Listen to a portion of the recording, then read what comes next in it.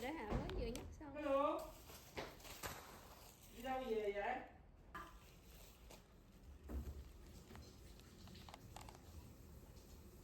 Ủa rau ở nhà còn rau gì mẹ hay không?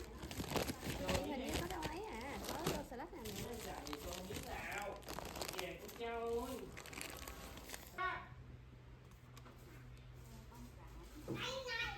Không.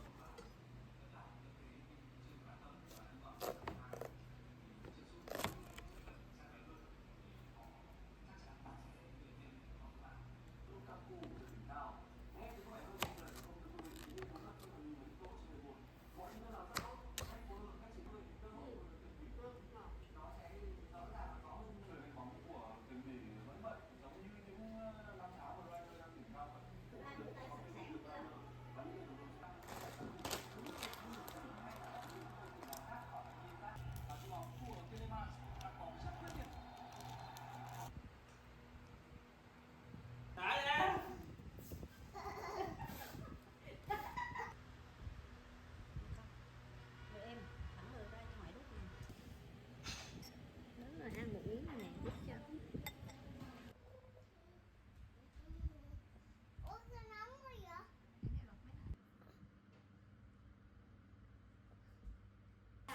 Xong mình để tủ lạnh từ đâu bao giờ mình ăn bao nhiêu mình lấy hẳn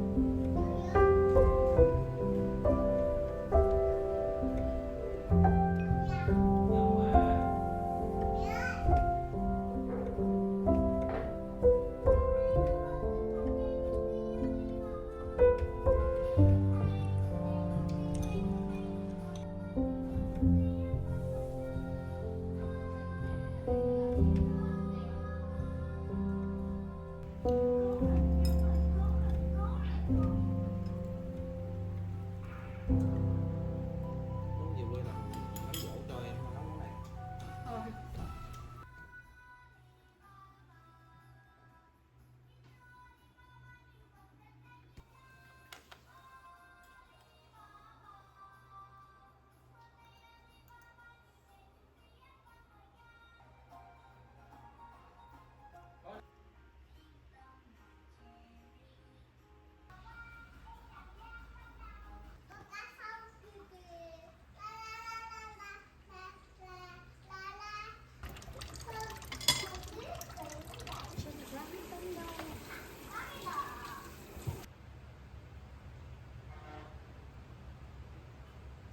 Màu á.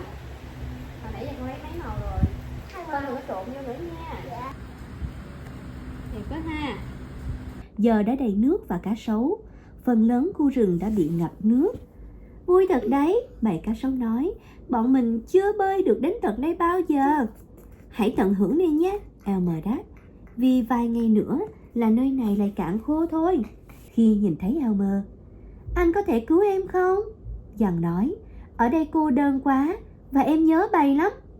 Một chú hà mã nói, bọn mình biết bọn mình không được chào đón ở đây. Elmer, said one, we know we were not wanted here. Cứ tự nhiên nhớ nhà nhé. Make yourself at home.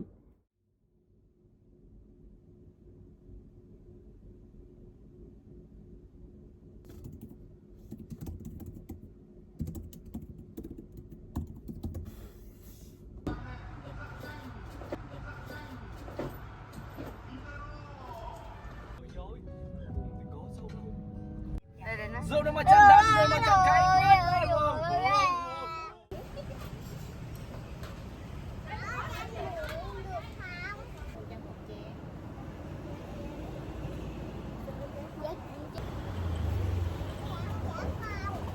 Khoan trả xong để mẹ lấy cái từ từ. Một cây chả nữa đi cho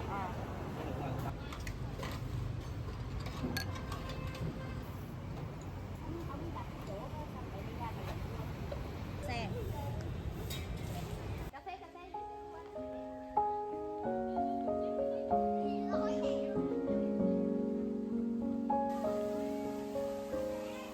Ơi đẹp quá hả con? Phải vậy? Ơi mẹ thấy rồi.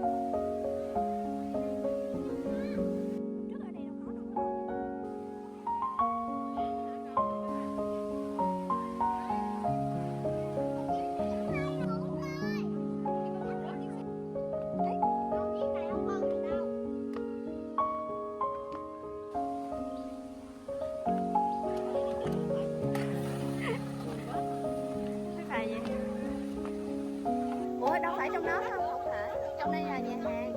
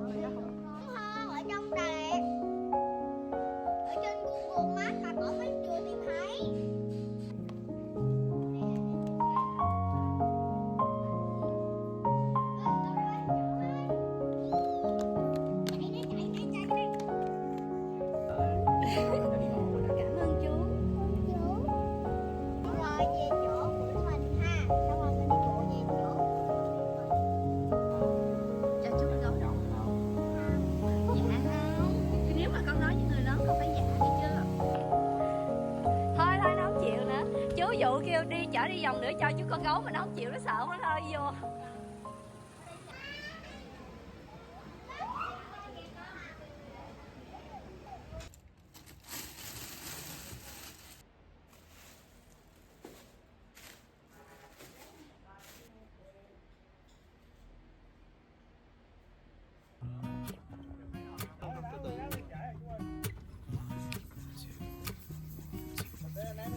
I've been feeling so small. Watch the clock ticking off the wall. But tonight I'm letting it go. Spend my coin for sure. I'm gonna be myself, or I could be someone else. No one's stopping me now. I'm gonna skip my breaks. I'm gonna make mistakes. I just wanna feel alive. It's just what I do when I'm out, so try not to hold me down. Feel alive when I'm in this town. Look at these beautiful stars. I wanna drive a faster car. Nothing can break me. No, no, nothing can break me. Try not to hold me down. Feel alive when I'm in this town. Look at these beautiful stars. I wanna take a trip to Mars. Nothing can break me. No, no, nothing can break me.